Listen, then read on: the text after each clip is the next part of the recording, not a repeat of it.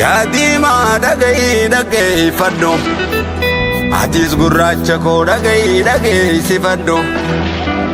bakar waaree wajjin ibroo shataadhaati dollobaan ajjeesan namii dibroodhaati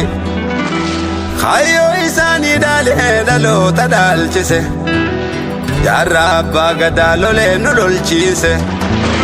jaarraa abbaa gadaa lolee nu lolchiise hirayyoo dheerateenya allaatti marfachiise.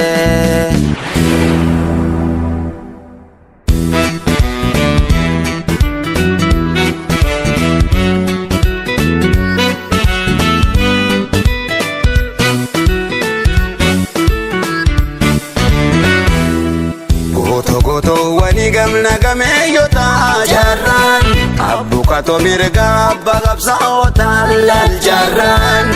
jarra abbaa gadaa yaaba eessa namoo leenca koo way osoo deesse haati marraa lama harme marraa lama way osoo si deesse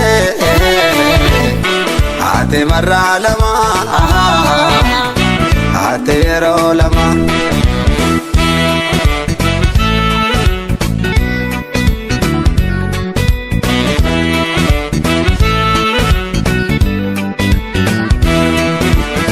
Sado sonda bin kapsora bidabde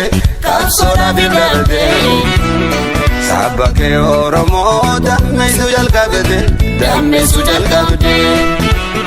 Beeloyte de botte rakkate dadhabde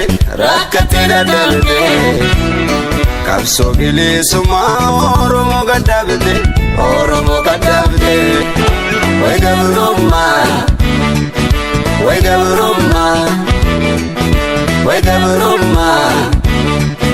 Way gabrummaa Ifni ni mul'ata dukkanaan duubaan Obsiya waboko Obsiya geroko Finfinnera wal argina bilisummaa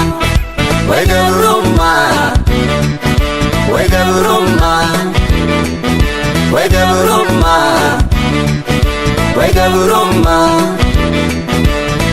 Ifni ni mul'ata dukkanaan duubaan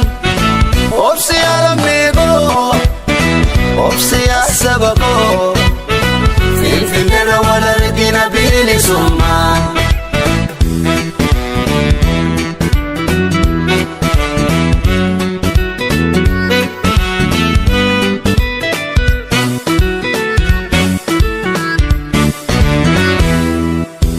Goto wani gamna gameeyyota jarraan abbukato mirga abbaa qabsaa'ota lal jarraan jarra abbaa gadaa yaaba eessa namoo leenca koo way osoo deesse haati marraa lama harme marraa lama way osoo si deesse haati marraa lama Atero lama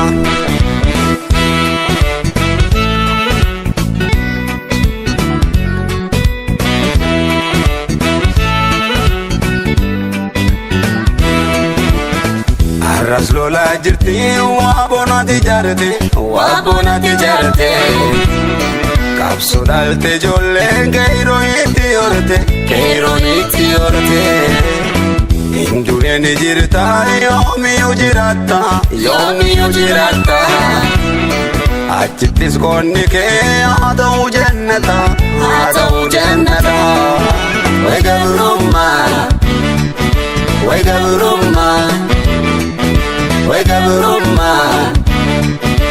gabrummaa